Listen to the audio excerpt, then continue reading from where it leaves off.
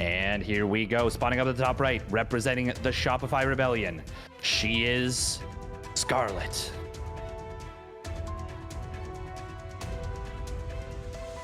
Her opponent in the bottom left, in the red, the best Terran player in the world. He is for Team NV, Maru.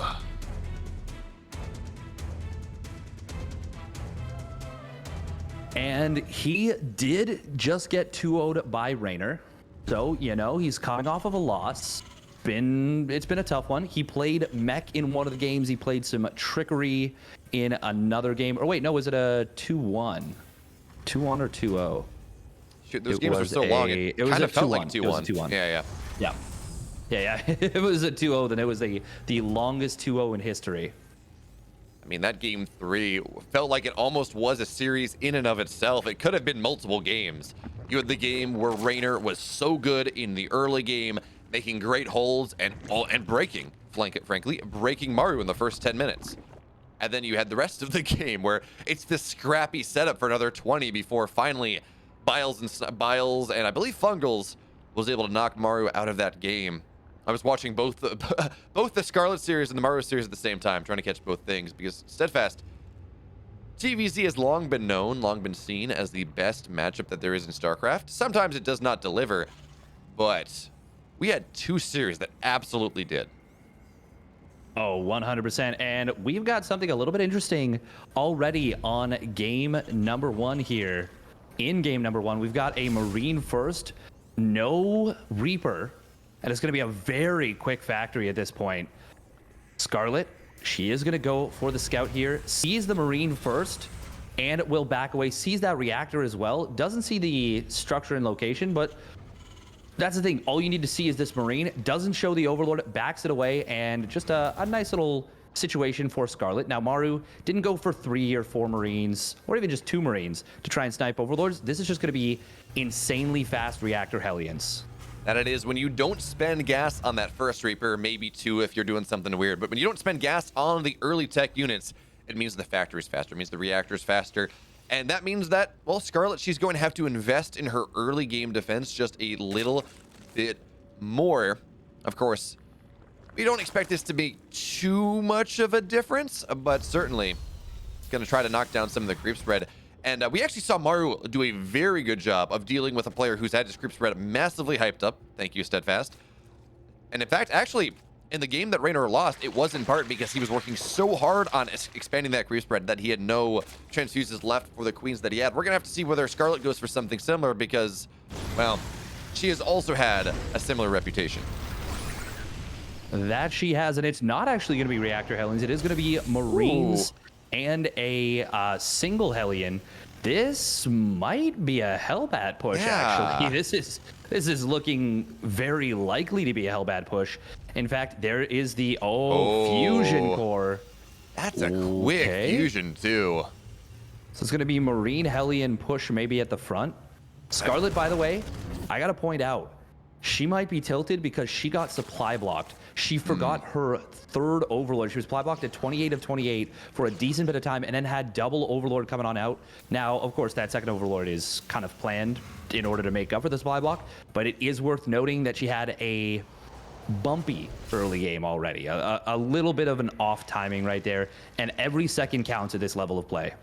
That it does, especially when you have a player that is going for the level of aggression that Maru is. You said, oh no, reactored Hellions. Actually, no, he's getting a lot of Marines, but Hellions, they're being reactored out now. We have 4 of them as the 3rd base for Maru does go down. The Marine drop, though, Scarlett, she's in position. Not going to take any damage from that for the moment, but here is what we are looking at. 4 Hellions are going to sync up with these Marines, putting pressure on earlier. This is exactly the same thing that Maru did to Raynor in that game number 2. You send in the Hellions and the Marines to snipe the Queens, which makes the Battlecruiser almost impossible to defend. Scarlett, she does not know that this is Battlecruiser play just yet. Her Queens, they're still alive. She knows that this drop is finding its way in, but that is not very many Lings getting dropped in the main base right now, running over. She's going to rely on the rally, but that's not going to work out too well just yet. Nice positioning. Only 2 workers go down for the moment, but oh no, Maru, he drops on top and 12 workers go down, 14. Maru, he has found everything he could possibly want in this game number 1. Scarlett, her economy is not where it needs to be. Oh my goodness, that move from Maru was just beautiful. And as a Zerg player, I feel like I have been absolutely stabbed through the heart. But Maru, huge move right there, waits for the drones to stack back up as they try and go into that little cluster. Beautiful maneuver for Maru, very unfortunate for Scarlett. And now she is so far behind in this game. It's going to be mech, it's going to be double armory, and it is going to be this battle cruiser teleporting across the map. Scarlett, she's in position, she's got S4, and she will pull the drones pretty quickly, but she cannot afford to take any damage from this whatsoever if she wants to come back in this game. I mean, honestly, Steadfast, even pulling the drones off the mineral patch is too much damage to Scarlett at this point. She has to, so she doesn't lose anything. Oh, okay, well, the battlecruiser is going to spot the Spire as well. Maru knows exactly what he's dealing with. And I think we've talked about this over the course of the last couple days. When you talk about mech, oh, that's such a good trade. So many Zerglings are going to go down. This positioning is just so good at this point. Oh, this does not feel good for the Zerg player. The whole point of mech, or the way you get into mech necessarily, is you get damage done early. It's often pretty simple for the Zerg player to break a Terran if they just kind of sit at home, build mech, build tanks, do whatever. So all of these early mech openers, battle cruisers, Helbians, Hellbats, things like that, they're trying to kill 10, 8 workers.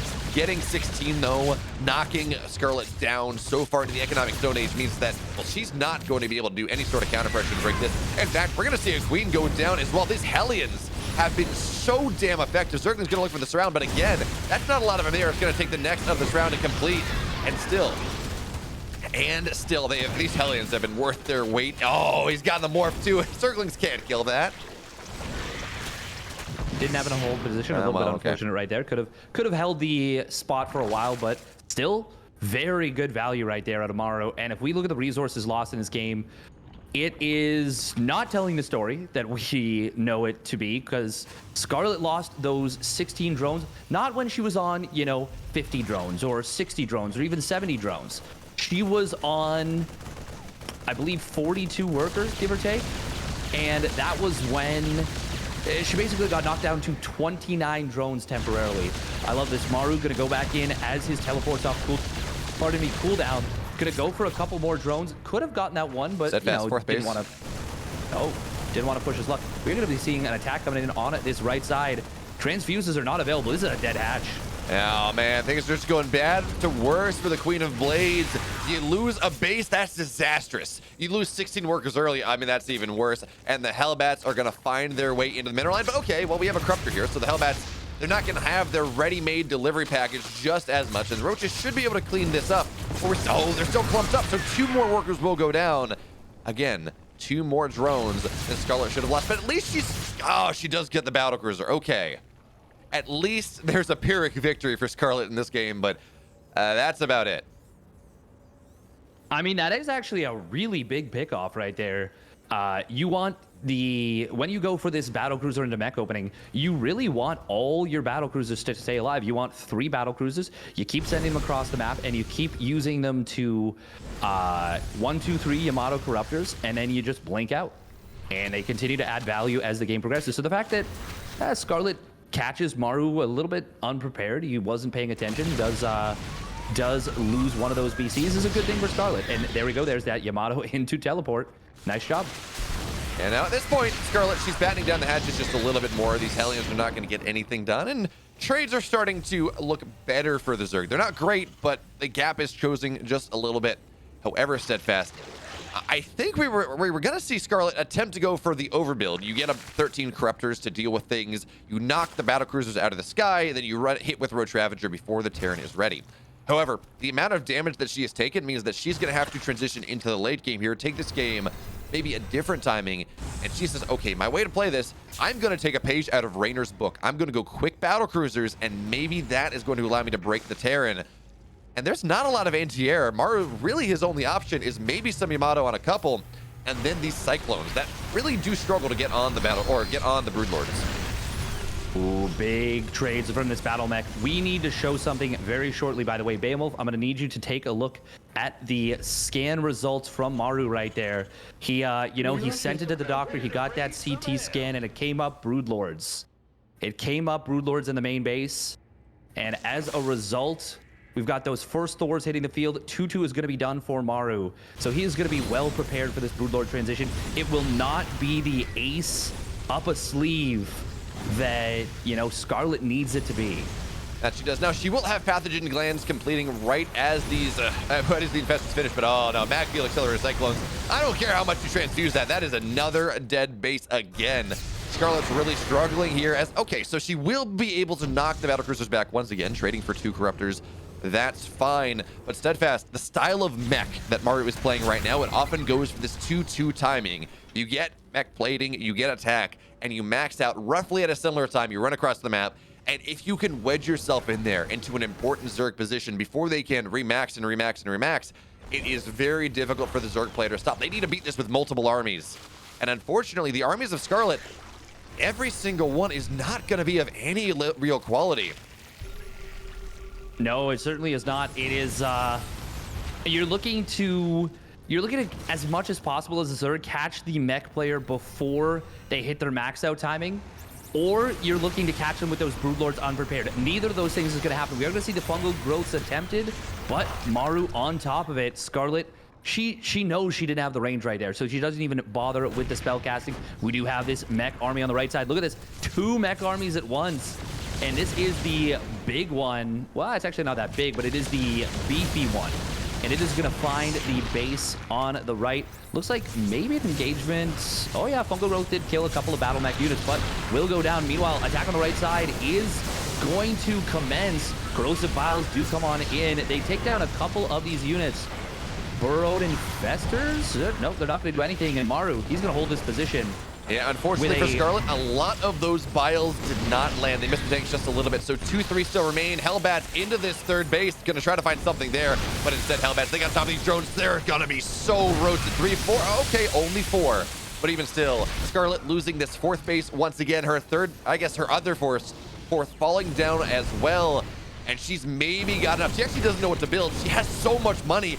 She actually is really lacking in larva here. We're going to see a fungal on the tanks. Fungals don't kill tanks, even with the biles. We're going to see the Baileys try to make something happen, but there we go. The protracted death animation completes. Maru takes game 1.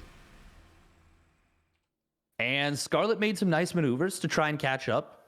She went for those sneaky Broodlords. Maru knew the timing, knew where the Spire was. He'd marked it from earlier, checked for it, and as soon as that was scouted, she knew it wasn't going to work. So she didn't commit to the Broodlords, which was a wise decision. But like I said, it was really her only option there. I don't think she could do anything else. Yeah. As an update, by the way, folks, because we're tracking what this means, or more importantly, we're tracking what's happening in the rest of the group. Currently, Clem is up 1-0 on Jo'un. Jo'un is in pole position to, he controls his destiny. If he beats Clem, he's very highly likely to get out of the group. But if Clem does that, suddenly you have Clem and Jo'un both sitting at 2-2. You have Clem technically with the tiebreaker if it goes to head-to-head, which is the fourth tiebreaker. So who knows? But as Scarlett continues to lose games, which is, look, I'm a Scarlett fan. It's unfortunate. She's the reason I got into StarCraft in the first place.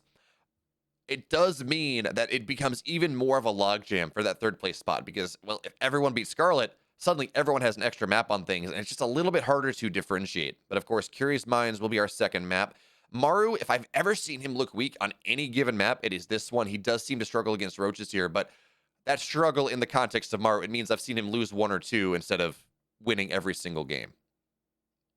Yeah, and I was going to say, I think Scarlett is very likely to play some kind of roach style here. Mm-hmm. So if I'm Maru, I think I just open Cloak Banshee and just go from there. But I mean, he's the kind of player who's going to be confident doing really anything, actually. He is so comfortable playing any kind of style. We've seen him play, standard bio. We've seen him play funky openings into bio. We'll see him play Marine first. We saw that interesting opening that he did in this game, in a game versus Maru, or versus Raynor. We saw him do a whole lot of, battle cruiser into mech. Mm-hmm. He's got it all. He can play it all. Yeah, and it's interesting. So we see Maru bringing out, I'm not going to say his top level strategy, because, again, he's so good at everything. But certainly the way to play this game that he thinks is the best one. He's been pretty vocal now about saying, yeah, in this meta, in this map pool, he thinks Mech is just a little bit better than Bio, and this makes sense considering his strength is in that Ghost late game setup. And, well, Mech effectively plays like that too. We'll see him transition from Bio into the late game, even if he is playing Bio. So, why not just get there in the first place? Seems to work out for him. But now, Steadfast, we have our second game in this series. Curious Minds is the map, as we said. Let's get on into it. And here we go, spawning down on the bottom right, representing Shopify Rebellion. It is Scarlett in the red. In the upper left, in the blue. He's up 1-0, just looking dominant. The number 1 Terran, Maru.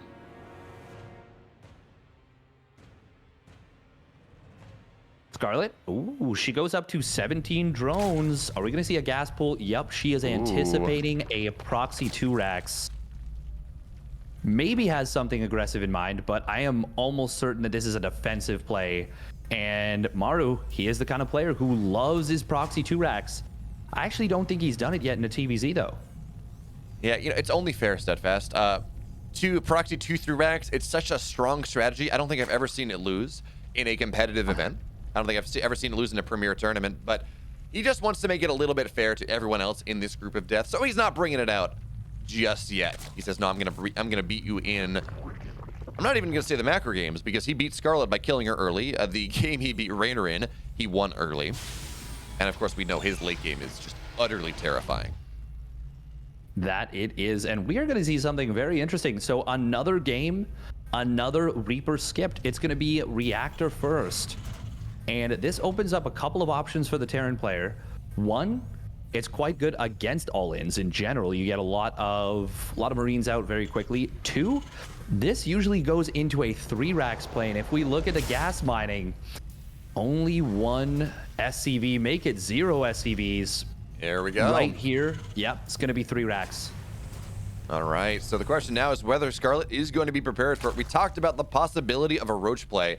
And in fact, Scarlett, she's still 3 out of 3 on gas, even as she does have speed on the way. So maybe there's some room there to go for some sort of Roach tech. Actually, this is 19 drones. She's 3 out of 3 on gas. She may drop the Roach drone. We're going to have to see. But for now, okay, no, never mind. She's got drones on the way. And she really doesn't have an idea this is happening just yet. Although there is an Overlord to the right of Maru's base that may be the scout that she's looking for. She's doing something with this gas. Yeah. Oh, Well, wow. okay. Okay, she pulled off at 124. That's just a mistake then, right? I can't imagine it's anything else. Maybe she drops Overlord speed? She's building quite a few Zerglings right here. What has she scouted? She hasn't actually even seen the command center yet. She saw the reactor. Oh, she thinks this is quick Hellions. No! Okay, take a look at Scarlett's vision. She thinks that this is quick reactor Hellions once again. She's building a good number of Zerglings right here to deal with this. Ironically, it's actually going to be just Marines moving out, and she's going to be rewarded for a slight misread right here. She's going to pick off all these Marines, and that's actually a big deal. When you're going for a 3 racks, the big power of it is that you have a good number of units. I genuinely believe Scarlett actually misread this and got rewarded. I would really be interested to hear if she's like, if that's the case or if it was something else. But yeah, she certainly knows what's happening. Oh, she's going to cancel the supply depot too. It's not going to supply block Maru, but certainly it's going to be annoying for now. There's less of a wall, but she absolutely knows what's happening right now. She kills 4 Marines on the map. She says, oh, wow, you got 8-10 here. Yeah, okay. This is 3 barracks play. There's nothing else it could possibly be. Maybe a 2-1-1, but there are just too many Marines for that. So we should see a Bailey Nest get dropped down very soon. Maybe a Roach Warren, something like that. Something to give you a little bit more beef. And there we go. Bailey Nest on the way. Should time out pretty well with the +1 and the stim. And Maru, well, I don't know how much damage he gets done with this. Yeah, his micro is incredible to be sure, but when you have a player as prepared for it as Scarlett should be, it seems like he's going to have to maybe go a little bit later in this game. Most certainly he is, and Scarlett, I love her response to this. By the way, she picked off a couple of SCVs, and losing SCVs with this bold build, losing as many Marines as he did, actually kneecaps the build insanely hard. It is a very, very precise timing. With the regular 3 racks, it's a euthermal build, I believe. or at least he's a player who has popularized it a little bit. It is something where you move forward. You oftentimes don't commit with it. You hold your stin for a very long time, but it hits with a very specific number of Marines that is very scary. Now, Scarlett, she knows the follow-up is usually a 2-base push, so she gets a quick Carapace, and it's already started before the +1 attack. All right, so the push is going to arrive now. Stim is done. Combat shields are done. Although Maru, he's holding this stim. Every push is 20% of his army's HP. He has to spend them judiciously, so he's going to wait for room. Scarlett, she knows that, okay, maybe Maru does something else. He loves his multi-prongs attack, so already that army on the right side is going to try and find something. But no, Scarlett, it's just this army from Maru right here. And more Banelings are morphing. She's sitting at 5 right now. The longer she waits for this, or the longer Maru waits to push, the closer she is to that +2 upgrade. And again, the one thing that Scarlett maybe is not happiest about, and she's going to fix that right now, is the fact that there's no creep on the high ground. It's hard to track what this army is doing. And there we go. That actually the one important creep tumor, it will go down as well. And it's so hard for Maru to push in here. Yeah, he's literally using this to hold creep. He is so patient with this stim. I would like to see Scarlett trying to run in and look for baiting it. She does actually have high ground vision right here. Very nice. Gonna be able to drop that creep to around the high ground. But this is such a scary position. Around this area, you get tanks, you set them up here, and kind of in this location, it is really tough to deal with a push. Scarlett has been pushing creep out in at the other stage of the map, and now there are medevacs. So now Maru is actually going to be comfortable to stim. It's funny that he got it so quickly, and he won't use it for almost 2 minutes after having it, and it's the right call. Oh, look at this, though. Yeah, the wall is up. Scarlett has enough to deal with this. Oh, that means that this is only Banelings on the south side. Maru could potentially target that down, but I guess with the Queens on the medevacs, it's going to be a little bit too difficult. And now 1-2 is on the way. The lair is done. 2 additional hatcheries, so Scarlett can expand. But here's the thing, Steadfast. The thing we're looking at, the most important upgrade in this game for Scarlett, it is Baneling speed. It's not yet started. We need to see that soon. We certainly do. Her lair, she delayed it a lot. She didn't get it for a long time. She has the money right now, but she is preoccupied with other things. She's got 1-2 on the way, and here comes these tanks. Scan will clear this creep tumor once again, so Maru is going to deny vision. Scarlett, she's going to look to wrap around on this. Already 4 drones getting picked off by the Marines. This is very, very scary for Scarlett. The tanks are kind of blocking the Marines. We are going to see the hatchery go down. Scarlett, oh, I don't know if she can take this fight. She's going to try. Baneling's going to get targeted right down by the tanks. Marines on the low ground don't have anything. All the Banelings get picked off, and Scarlett is going to get completely overwhelmed in this fight. It's a meat grinder, Steadfast. The tanks go down, sure, but it's the Marines that are the problem. They got +1. They're going to get that base. Scarlett knocked down to 3, and yeah, it's a 2-base push, but the eco damage that Maru has done is more than enough. The Queens are starting to fall Zerglings. Scarlett desperately rallying her Zerglings in to try to make something happen, but that is not going to be anything. GG Maru, he's going to go 2-0, getting revenge in the matchup.